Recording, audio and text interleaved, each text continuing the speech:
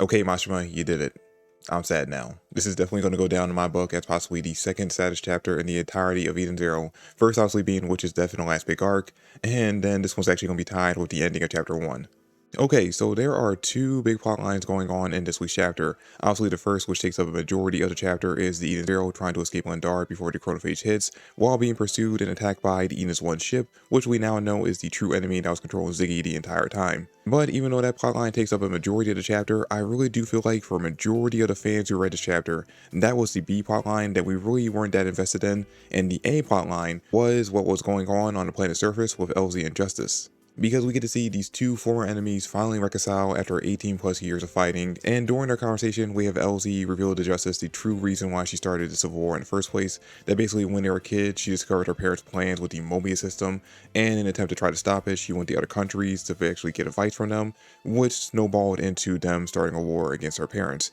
She even reveals that their political arranged marriage, which is another step in her parents achieving their ultimate goal of having an unending army. And I have a feeling that this is not the first time that Elsie tried to tell Justice what actually happened back when they were kids and why she started the Civil War in the first place, but because of the fact that Justice was just so angry with her over the last 18 plus years of basically starting Civil War and killing not only his parents but everyone else on Dart besides the two of them, and that total piece of shit Jesse, and that he basically ended up completely ignoring it, just like how he did when Victory pointed out the evidence that Creed couldn't have possibly been killed by Homura.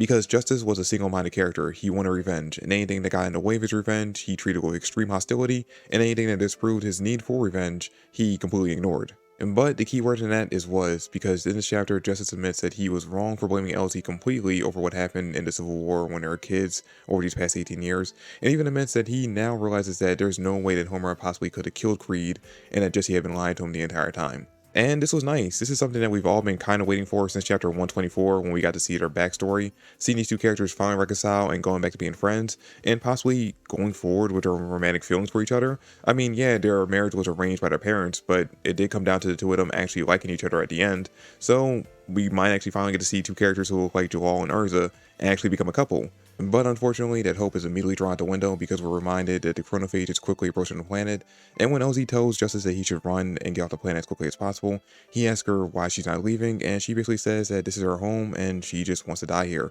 because she's just so tired of everything that's been going on over the last 18 years of her running and fighting that she just wants to put an end to it all.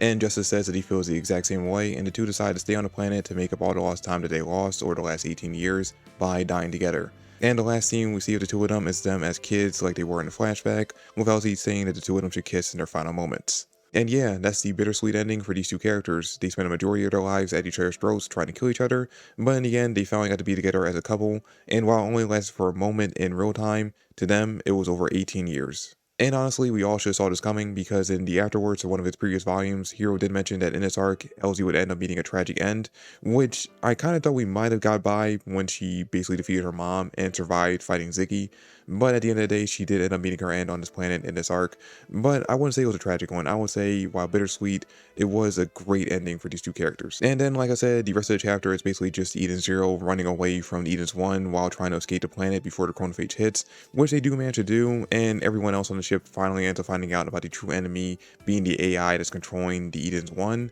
There's not really much worth mentioning about that plotline of the chapter because it's just a chase sequence between the two ships, and as we all kind of expected, we do get to see that Eden's One is extremely powerful and fast, but Eden Zero does manage to get away. I will say that the only disappointing thing from this chapter that's involving this plotline is that we do get to see that Shiki realizes that Elsie was still on Dard, but we don't get an actual reaction from him. We just see him being a little sad, but we don't get to see him being as sad as he should be when he's losing a close friend like that. Also, no progress on the plotline of Connor being Rebecca's dad, but based on the title of the next chapter, I'm guessing we're going to be going into that in next week's chapter. That's going to do it for the video, guys. Thanks for watching. I hope you all enjoyed. Like I said, even though this was a bittersweet ending for Elsie and Justice, I do kind of feel like with how dark the story has become overall, this might have been the perfect ending for their love story.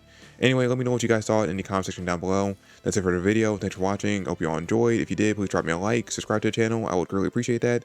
And I'll catch you guys in the next video. Peace.